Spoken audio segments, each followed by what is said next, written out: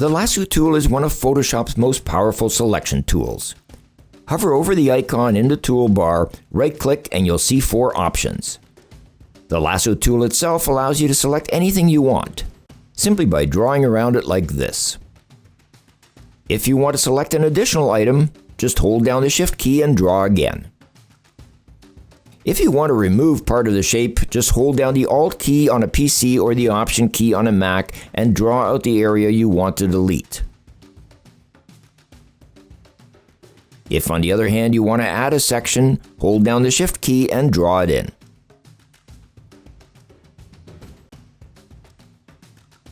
The next selection tool is the polygonal lasso. It is great for selecting anything with a straight line. All you do is click the tool at the starting point of the selection and then drag the mouse to where you want it to end and click. Continue to the next section and so on. When you're finished, you can end up where you started and you'll see a small circle indicating you've closed the selection. Just click and you're finished. Again, you can use the Shift or Alt key to add or remove sections as I mentioned before. The third selection tool is the magnetic lasso tool. Select it from the Tools palette, then anchor it with a click, and slowly trace along the edge of the image. It may not appear to be accurate, but trust the software.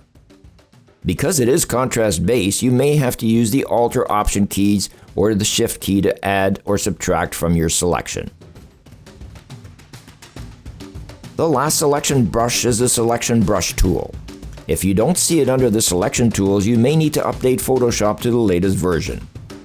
Choose the selection brush and draw over the selection of the image you'd like to make into a new layer.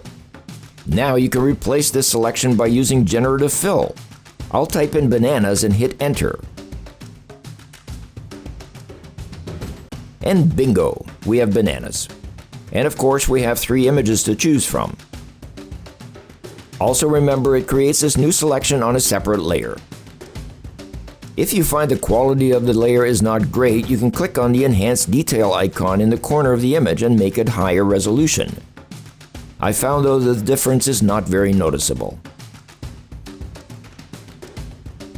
I find the selection brush easier to use than the lasso tool because it's visual, but both do a great job. I also wanted to mention, if you're looking to move your selection somewhere else, you may want to feather the edges. If I just grab this candle with no feathering effect and copy it, you can see how harsh the edges are after I delete the bottom layer. To avoid this, simply set the amount of feather and draw your selection. Then copy the selection using Ctrl-J on a PC or Command-J on a Mac, and this time if I delete the bottom layer, you can see how it'll blend into the image. It's as simple as that. As with all Photoshop quickies, it's best to pause this video as you work through the steps.